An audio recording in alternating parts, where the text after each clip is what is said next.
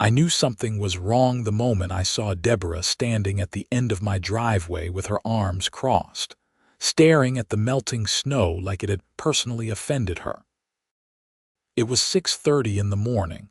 I had barely finished my first cup of coffee, and the HOA president was already on my property with that look on her face that meant someone was about to have a very bad day.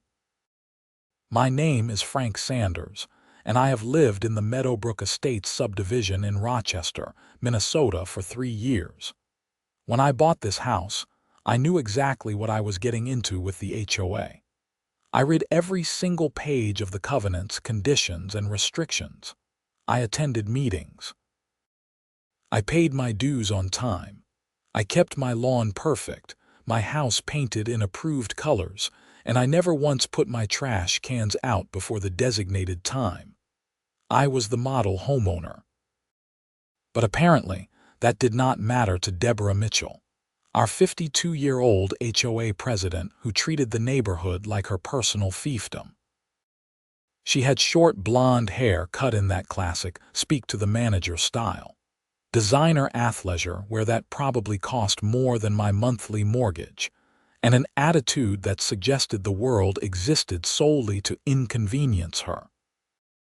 I opened my front door and stepped out onto the porch, still holding my coffee mug. The January air hit me like a slap, but I did not want to invite her inside. That would suggest this was a friendly visit, and I could already tell it was not. "Good morning, Deborah," I called out, keeping my voice neutral. She turned to face me, and I could see the anger radiating off her even from 30 feet away. "Frank, we need to talk about this." She gestured dramatically at my driveway. I looked at my driveway. It was clear of snow and ice, just like it had been every morning since the first snowfall in November.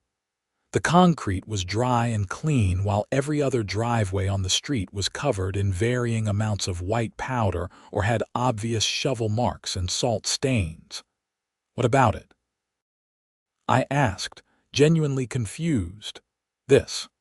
She pointed at the snow-free surface like she was identifying a crime scene. "How is your driveway completely clear when it snowed 4 inches last night?" I took a sip of my coffee, buying myself a moment. "I had a heated driveway system installed last summer." Her eyes widened, and I watched her face cycle through several emotions before landing on indignation. "You installed what?" "A heated driveway system. It uses radiant heating tubes under the concrete to melt snow and ice. It is actually pretty common in this area given our winters." "I know what it is," she snapped. "Did you get HOA approval for this installation?" I felt a small smile tug at my lips. This was exactly the kind of thing Deborah loved to sink her teeth into, but I had been careful. I did not need approval. I replaced my existing driveway with new concrete that happened to have heating elements installed during the pour. The HOA guidelines do not require approval for driveway replacement as long as the materials and dimensions match community standards, which mine does. Deborah's jaw tightened. "That is a technicality." "That is the rules as written," I corrected gently. "Would you like to see the section? I have a copy of the CCRs inside." "I do not need to see anything," she said, her voice rising slightly. "This is clearly an unapproved modification that provides you with an unfair advantage." "An advantage over what exactly?" "The rest of us have to shovel or pay for snow removal services," she said. "You are just sitting in there warm and cozy while your driveway magically clears itself. It is not fair to the other residents." I stared at her, trying to process the logic. "So you are upset that I spent my own money to make my life easier in a way that affects absolutely no one else?" "It affects property values," she said, latching onto the argument like a lifeline. "If buyers see that some houses have heated driveways and others do not, it creates inequality in the neighborhood. Then other people are welcome to install their own systems," I said. "The technology is not proprietary to my house." Deborah shook her head firmly. No, that is not acceptable. If you have this system, then everyone should have access to it. I am calling an emergency HOA board meeting to discuss making you share your heated driveway with the community. I nearly dropped my coffee mug. Share my driveway. What does that even mean? It means that if your system can heat your driveway, there is no reason it cannot heat the other driveways on the street. You need to extend the system to cover at least the homes in your immediate section. Deborah, that is not how this works. The system only heats my driveway because the tubes are only under my concrete. I cannot just flip a switch and heat someone else's property half a block away. She waved her hand dismissively. I am sure that is just an excuse. Technology these days can do anything. You probably just do not want to share because you are selfish. No, it is literally impossible. The heating tubes are physical pipes running under my specific driveway. They are not wireless. They are not magic. They only affect the area where they are installed. Well then, you should have installed them under more driveways, she said, as if this was the most obvious thing in the world. Under other people's property, without their permission, while also paying for it myself. Community improvements benefit everyone, Deborah said primly. That is what living in an HOA is all about, shared responsibility and shared benefits. I took a deep breath, counting to 10 in my head. I am not sharing my driveway heating system because there is nothing to share. Each house would need its own independent system installed. This is not a neighborhood amenity like the pool or the clubhouse. This is private infrastructure on my private property that I paid for with my private money. Deborah's face had gone red. We will see what the board has to say about that. I am calling a meeting for this Friday at 7 p.m. You are required to attend. I will be there, I said tiredly. She turned on her heel and marched back down my driveway, her boots making angry squeaking sounds on the warm, dry concrete. I watched her get into her white Mercedes SUV and drive off, probably to go ruin someone else's morning. I went back inside and immediately called my friend Marcus, who was a real estate attorney. I had gone to college with Marcus Peterson at the University of Minnesota, and we had stayed close even after graduation. He knew everything about property law and, more importantly, he knew everything about HOA disputes. Frank, it is 6:45 in the morning, Marcus groaned when he answered. I know I am sorry, but Deborah just ambushed me about my heated driveway. There was a pause. You're what? I explained the entire situation while Marcus made increasingly bewildered noises on the other end of the line. Let me get this straight, he said finally.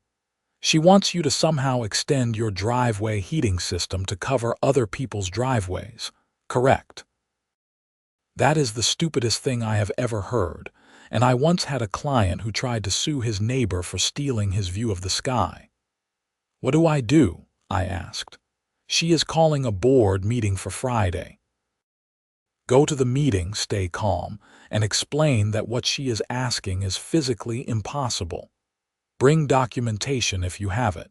Your installation permits, engineering diagrams, anything that shows the system is contained entirely within your property boundaries. I have all of that, I said. The company that installed it gave me a full breakdown. Perfect. Also, you might want to consider having an expert there, someone who can explain the technical aspects in terms even Deborah cannot argue with. That is a good idea. The guy who installed it was really knowledgeable. I will see if he can come. Good. Call me after the meeting and let me know how it goes. And Frank, do not let her bully you into agreeing to anything. What you did was completely legal and reasonable. She is just jealous and looking for a way to either force you to remove it or somehow benefit from it herself. After I hung up with Marcus, I called Arctic Solutions, the company that had installed my heating system. I explained the situation to the receptionist, who put me through to the lead engineer, a guy named Tom Richardson who had personally overseen my installation. "You have got to be kidding me," Tom said after I finished explaining. "She wants you to heat other people's driveways with your system. That is what she seems to think is possible." Tom laughed, a deep belly laugh that made me feel slightly better about the whole situation. "Frank, I have been installing these systems for 20 years, and I have heard some weird requests, but that takes the cake. Your system has a dedicated boiler, dedicated pumps, and dedicated piping, all sized specifically for your driveway square footage. It is a closed-loop system. There is no way to extend it beyond your property. Could you come to the HOA meeting on Friday and explain that?" I asked. "I will pay your hourly rate for the time." "You know what? I will do it for free. This I have got to see." Friday evening came faster than I wanted. I spent the intervening days being stopped by various neighbors who had heard about the controversy. Most of them thought the whole thing was ridiculous and sided with me. A few, however, seemed to think Deborah had a point. My neighbor directly across the street, Linda Harrison, actually said, "Well, it does seem a bit selfish to have such a nice feature and not share it with the community." I had looked at her driveway, which was currently covered in ice because she refused to properly salt it, and wondered what exactly I was supposed to share. A construction crew. A time machine to go back to when her driveway was being poured. Tom met me in the parking lot of the community clubhouse at 6:45. He was a big guy in his 50s with a gray beard and a company jacket that said Arctic Solutions across the back. He carried a tablet and a thick folder of documents. "Ready for this circus?" he asked with a grin. "As ready as I will ever be." We walked into the clubhouse together. The meeting room was already filling up with residents, way more than normally attended these things. Apparently, drama was a good motivator for civic engagement. Deborah sat at the front table with the other 4 board members: Patricia Dennison, Harold Webb, Susan Martinez, and Gary Foster. Patricia was Deborah's best friend and biggest supporter. Harold was retired military and tended to be reasonable. Susan was quiet and usually voted with whatever the majority decided. Gary was new to the board and still figuring out the dynamics. Deborah's eyes narrowed when she saw Tom with me. "Who is this?" "This is Tom Richardson from Arctic Solutions. He is the engineer who designed and installed my heating system. I thought it would be helpful to have an expert present to answer any technical questions." "This is a closed HOA meeting," Deborah said sharply. "The bylaws allow homeowners to bring relevant witnesses or experts to meetings where their property is being discussed," I said calmly. I had checked this with Marcus twice. "Since my property is on the agenda, Tom is here as my technical consultant." Harold nodded. "That is correct." "I have no objection to him being here." Deborah looked like she wanted to argue, but she knew Harold was right. "Fine. Take your seats." Tom and I sat in the front row of chairs facing the board table. The room filled up behind us, and I heard the low murmur of conversations as neighbors speculated about what would happen. Deborah called the meeting to order at 7 p.m. sharp.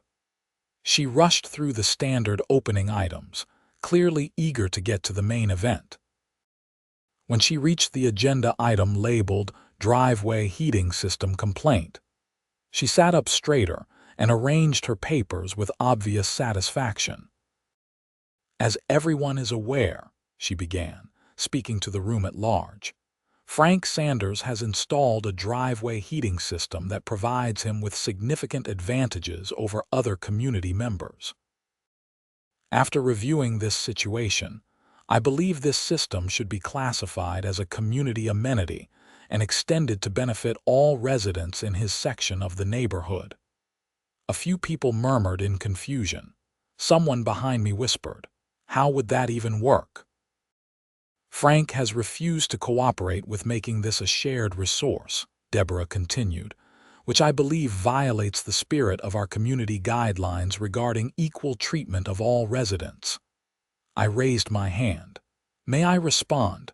Deborah looked annoyed but nodded. "Go ahead." I stood up, keeping my voice level and calm. "First, I want to clarify that there is nothing to share. My heating system consists of tubing installed under my driveway during a complete reconstruction last summer. These tubes are connected to a boiler in my garage that circulates heated fluid through the closed-loop system. The system only affects my driveway because the tubes are only under my driveway. There is no mechanism to extend this to any other property." "That is just your opinion," Patricia spoke up. "How do we know you are not just saying that to avoid sharing?" Tom stood up beside me. "Because it is not an opinion, it is engineering fact. My name is Tom Richardson, and I am a licensed professional engineer specializing in radiant heating systems. I have designed and installed over 500 of these systems in Minnesota over the past 20 years. What Frank is telling you is absolutely correct. His system is physically incapable of heating anything beyond his property boundaries. Could not you just install more tubing under the other driveways?" Susan asked. She seemed genuinely curious rather than confrontational. "We could install new independent systems under other driveways," Tom said. "But each one would require tearing up that driveway, installing new tubing, pouring new concrete, and connecting to a boiler system at that residence. Each house would need its own separate system. They do not network together. What if Frank just let other people connect to his boiler?" Deborah suggested. Tom shook his head. "His boiler is sized specifically for his driveway square footage. It does not have the capacity to heat additional areas. Even if you somehow ran pipes from his house to other driveways, which would mean tearing up the street and front yards, his boiler could not handle the load.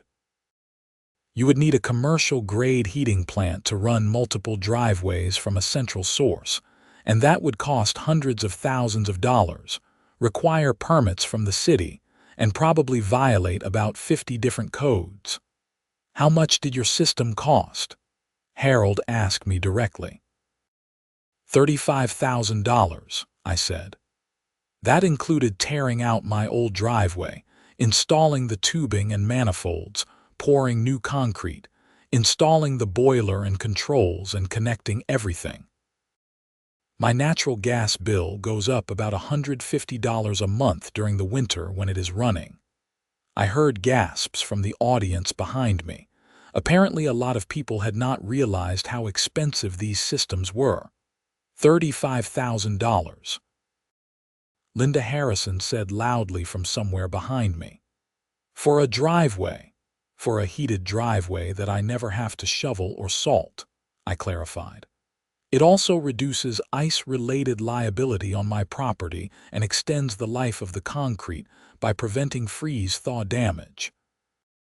"That is still a lot of money," she muttered. "That is my point exactly," Deborah jumped in. "Frank spent an enormous amount of money on something that only benefits him. In a community, we are supposed to think about everyone, not just ourselves. That money could have been used for neighborhood improvements." "That is not how private property works," I said, struggling to keep my temper in check. "I am not required to spend my money on community improvements. I paid for something on my property with my money. Just like if I remodeled my kitchen or installed a pool in my backyard." "But this is visible from the street," Patricia said. "It affects how the neighborhood looks. When people drive by and see your driveway is clear and everyone else's is covered in snow, it looks bad." Tom let out an incredulous laugh. "You are complaining that his driveway looks too clean. It creates inequality," Deborah said firmly. Some homes will be more desirable than others based on this feature. That is true of literally every home improvement anyone ever makes, I shot back. Harold has a finished basement. Susan has granite countertops. Gary has solar panels. Should we all be required to pay for everyone else to have the same features so things are equal? Those are inside the homes or in the back, Deborah countered. This is in front where everyone sees it every day. It is rubbing it in everyone's faces. Rubbing what in their faces? That I made a legal improvement to my property. Should I also stop mowing my lawn so the neighbors who do not maintain theirs do not feel bad? The meeting was starting to descend into chaos. Multiple people were trying to talk at once. Harold banged a gavel on the table to restore order. "Everyone quiet down," he said firmly. When the room settled, he looked at Tom. "In your professional opinion, is there any way Frank could share this system with other homes?" "No," Tom said definitively.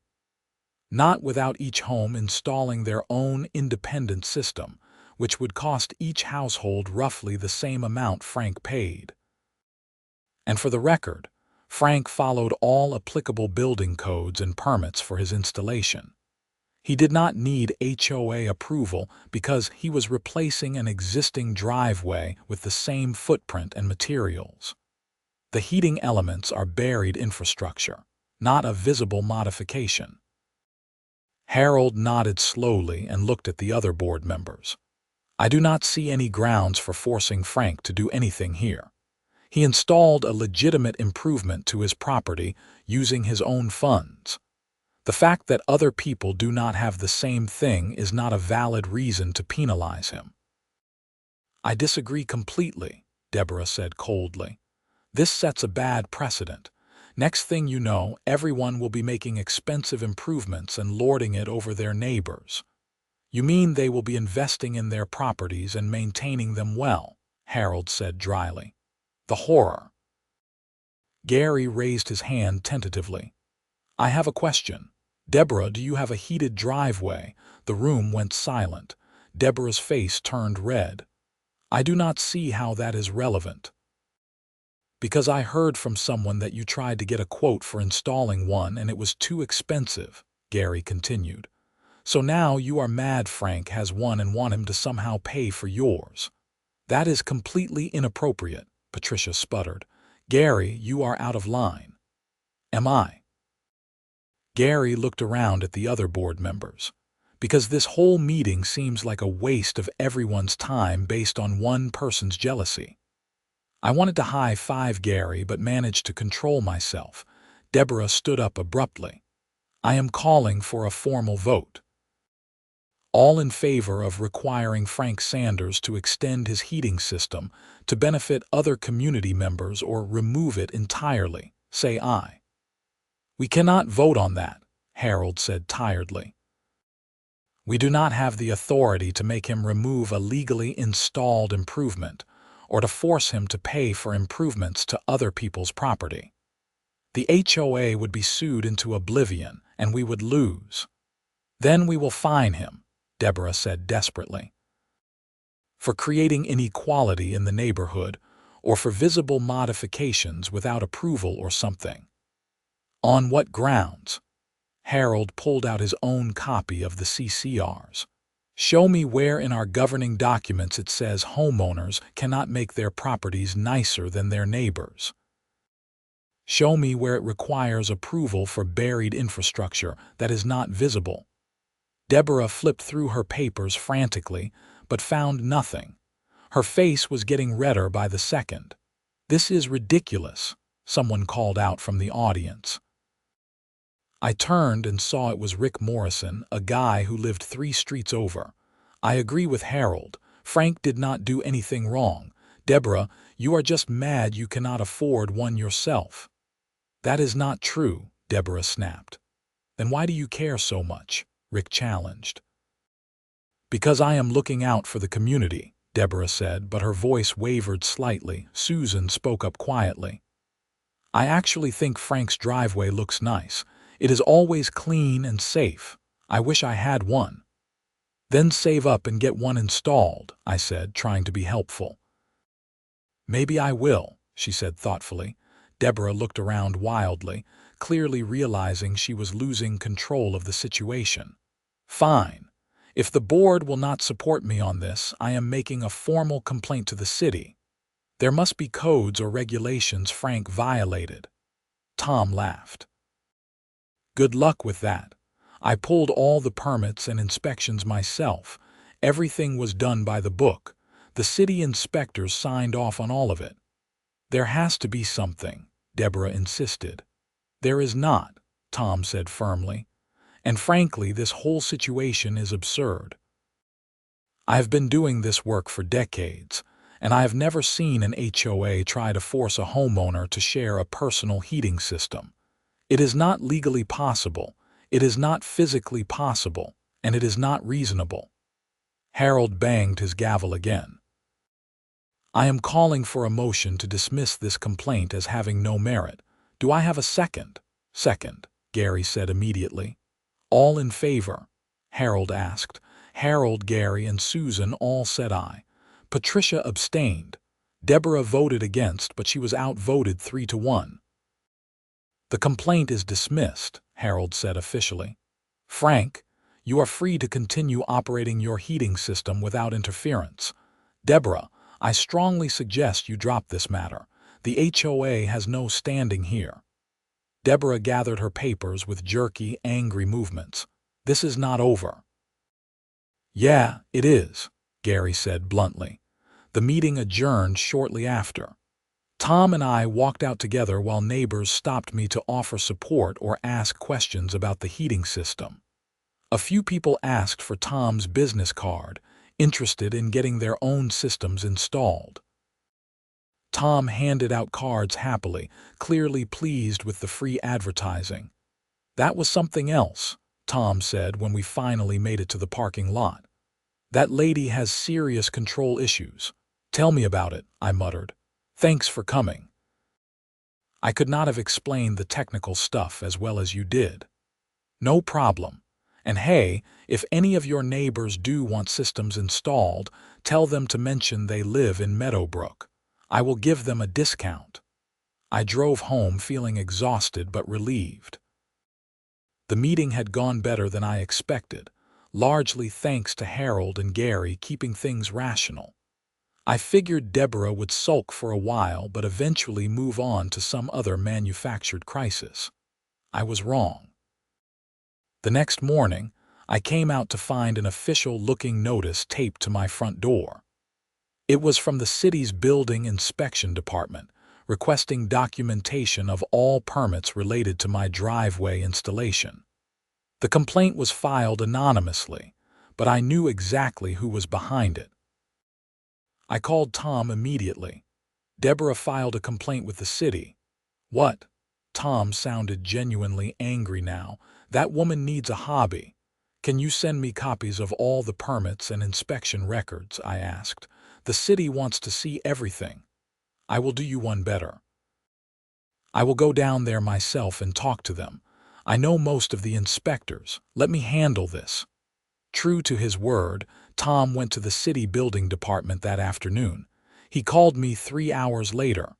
All taken care of, he said. I brought all the documentation and showed them everything was permitted and inspected properly. The inspector who signed off on your job was actually there, and he confirmed everything was done correctly.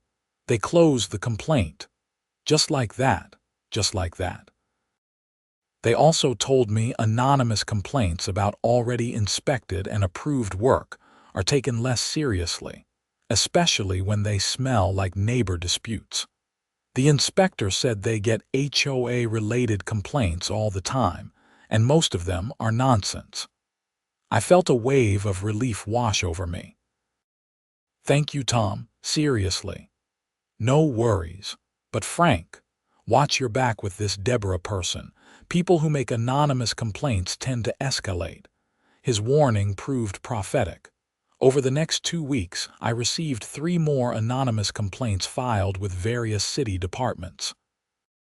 One claimed my heating system was an environmental hazard. Another claimed it was using an illegal amount of natural gas. The third claimed the installation had damaged city property somehow. Each complaint was investigated and dismissed. Tom was right about the city inspectors seeing through this nonsense. But it was still stressful and time-consuming to deal with. Then things took a more disturbing turn. I came home from work one Tuesday evening to find my mailbox bashed in. The metal post was bent, and the box itself was hanging at an angle, clearly hit by something heavy. I called the police and filed a report. The officer who took the statement asked if I had any enemies in the neighborhood.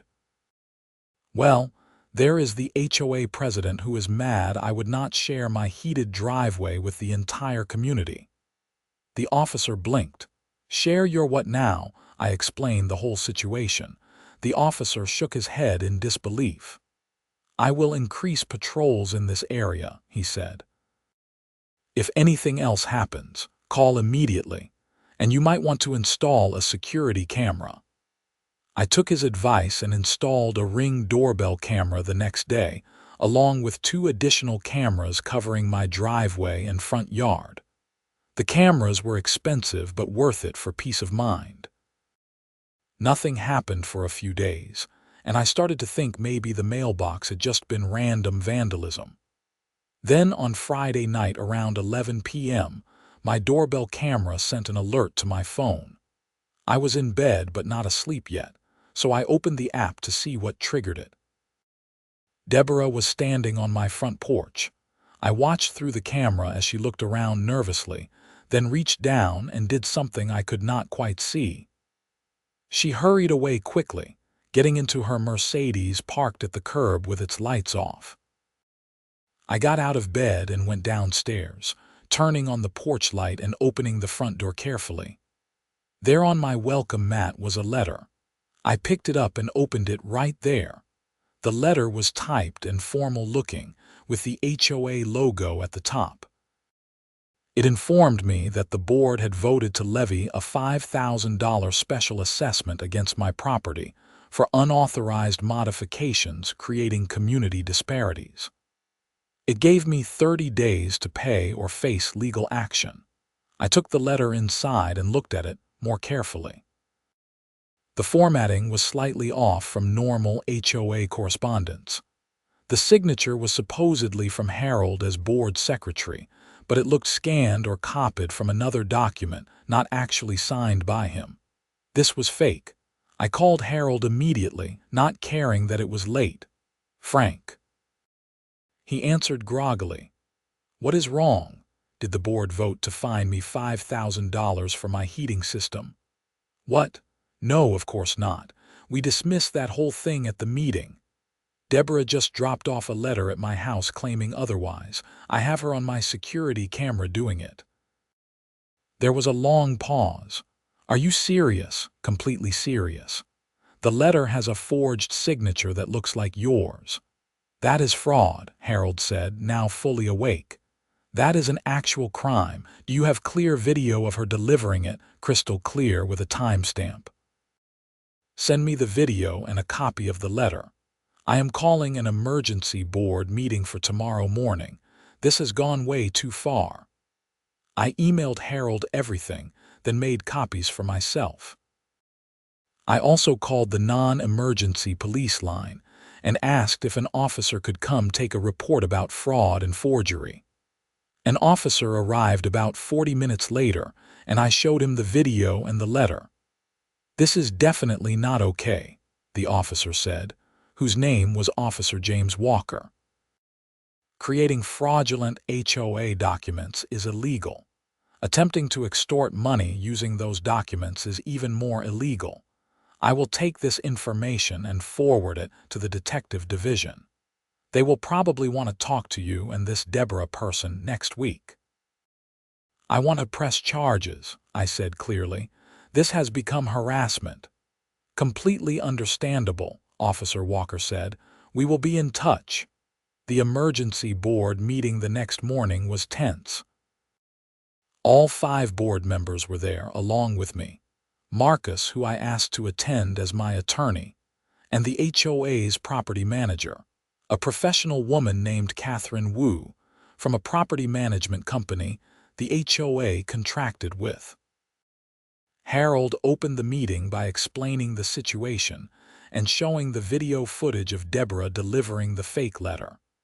We all watched on Harold's laptop as Deborah skulked up to my door in the dark and left the envelope. "Deborah, what were you thinking?" Susan asked, looking genuinely shocked. Deborah sat rigid in her chair, her face pale. "That letter is real. I did not forge anything." "The board never voted on any such fine," Harold said flatly, "and this signature is not mine. Look." He held up the letter next to a document he actually signed. The signatures were similar but clearly not identical. "I thought we had voted on it," Deborah said weakly, "at a previous meeting." "Show me the minutes from that meeting," Harold challenged. Deborah could not, because no such meeting existed. Marcus leaned forward. "Mrs.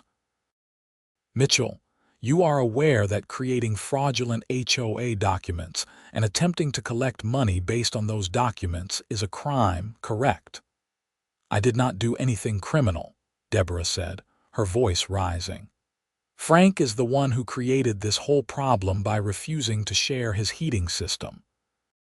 He is being selfish and greedy and hurting the community."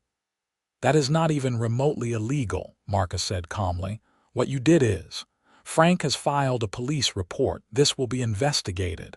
Catherine spoke up for the first time. "Mrs. Mitchell, as the HOA's property manager, I am obligated to inform you that these actions expose both you personally and the HOA to significant liability. The management company cannot and will not defend fraudulent actions. I strongly recommend you retain your own attorney." "I do not need an attorney," Deborah snapped. "I am protecting this community." "From what?" Gary asked. "From someone having a nice driveway. This is insane." Patricia tried to defend her friend. "I think everyone is overreacting. Deborah made a mistake. She thought the fine was legitimate." "Then why did she deliver it at 11 p.m. like she was doing something wrong?" I asked pointedly. "Why not just mail it or hand it to me in person during the day?" Patricia had no answer for that. Harold looked tired. "I am calling for a vote to remove Deborah Mitchell from her position as HOA president, effective immediately, for conduct unbecoming of a board member and for actions that expose the HOA to legal liability." "You cannot do that," Deborah said shrilly. "I am elected to this position." "The bylaws allow for removal of officers for cause by a majority vote of the board," Harold said. "This is definitely cause. Do I have a second?" "Second," Gary said. "All in favor?" Harold, Gary, and Susan all voted yes. Patricia voted no. Deborah was not allowed to vote on her own removal. "The motion passes 3-1, Harold said. "Deborah, you are removed as president effective immediately. I am assuming the role of acting president until the next election." Deborah stood up so fast her chair fell over backward. "This is not over. I will sue all of you. I will sue Frank. I will sue the whole neighborhood." "You are welcome to try," Marcus said mildly, "but I would not recommend it given the criminal investigation that is about to happen." Deborah grabbed her purse and stormed out, slamming the door hard enough to rattle the windows. Catherine sighed. "I will note all of this in the official minutes. Harold, please let me know if the police need any HOA records for their investigation." "Will do," Harold said. "Frank, I apologize on behalf of the board. This should never have happened." "I appreciate that," I said. "I just want to be left alone to live in my house in peace." "That is more than reasonable." Over the next week, things moved quickly. A detective named Sarah Mitchell, no relation to Deborah, contacted me and asked for all the documentation related to the fake letter and the preceding events. I gave her copies of everything. The letter itself, the video footage, the multiple city complaints that had been filed, the police report about my vandalized mailbox. Detective Mitchell also talked to Tom, Harold, and several other neighbors who had witnessed Deborah's increasingly unhinged behavior. The detective told me this was being treated as forgery and attempted theft by fraud, both felonies under Minnesota law. 2 weeks after the emergency board meeting, on a Tuesday morning, I looked out my window and saw a police car pull up in front of Deborah's house 3 doors down. I watched as 2 officers went to her door. Deborah answered, still in her bathrobe. There was a conversation I could not hear, and then Deborah was escorted to the police car. She was not in handcuffs, but she was clearly being taken in for questioning. She came back several hours later, this time driven by Patricia. Deborah looked like she had been crying.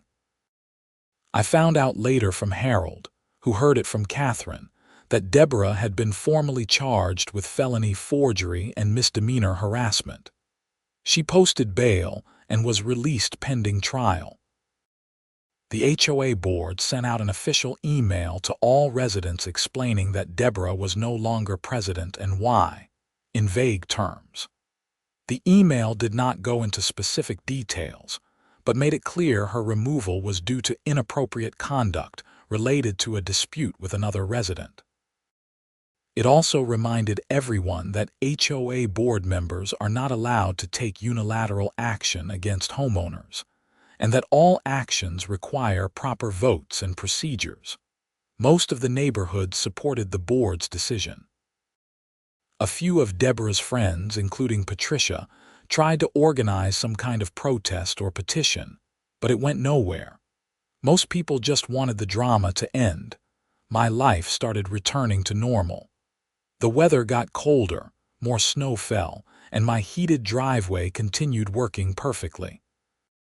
Every morning I would look out and see my clear, dry concrete while my neighbors shoveled or struggled with ice, and I felt deeply grateful I had installed the system. Some neighbors seemed resentful, but most were fine. A few even asked for Tom's contact information and started looking into getting their own systems installed. Tom told me he had picked up 3 new clients from Meadowbrook Estates and gave me a $200 gift card to a nice restaurant as a thank you for the referrals. Deborah's criminal case moved forward. She hired a lawyer who tried to get the charges reduced or dismissed, arguing that this was just an HOA dispute that had gotten out of hand, not a real crime. The prosecutor disagreed, pointing out that creating false official documents and attempting to collect money based on those documents absolutely constituted fraud, regardless of the context. In March, about 2 months after the initial meeting where this all started, Deborah accepted a plea deal. She pleaded guilty to 1 count of forgery and 1 count of harassment. The judge sentenced her to 2 years probation, a $5,000 fine, 100 hours of community service, and ordered her to have no contact with me or my property. She was also required to send a formal written apology, though I was told I did not have to accept it or respond. The apology letter arrived a week after her sentencing. It was brief and clearly written by her lawyer. It said she regretted her actions and recognized they were inappropriate. There was no actual acknowledgement of what she had done wrong or why. It felt hollow, but I did not care. I just wanted her out of my life. The HOA held a special election in April to fill Deborah's position. Gary ran for president and won easily. Harold stayed on as vice president. Patricia resigned from the board entirely, apparently too embarrassed by her association with Deborah to continue. 2 new people joined the board, both reasonable folks who seemed more interested in maintaining property values than creating drama. Under Gary's leadership, the board actually updated the CCRs to clarify that homeowners are allowed to make energy efficiency improvements. including but not limited to heated driveways, without prior approval as long as they follow all applicable building codes. The update passed with 90% approval from the neighborhood residents. Tom ended up installing heated driveway systems for 4 more houses in Meadowbrook Estates that year. 2 more homes scheduled installations for the following year. It became a neighborhood trend, which was kind of funny given that Deborah had tried to prevent me from having one at all. I ran into Deborah once at the grocery store in June. She was in one aisle and I was in the next one over, and we saw each other through the gap in the shelving. She immediately turned and walked quickly in the other direction. I did not try to follow or engage. The no-contact order was still in effect, and besides, I had nothing to say to her.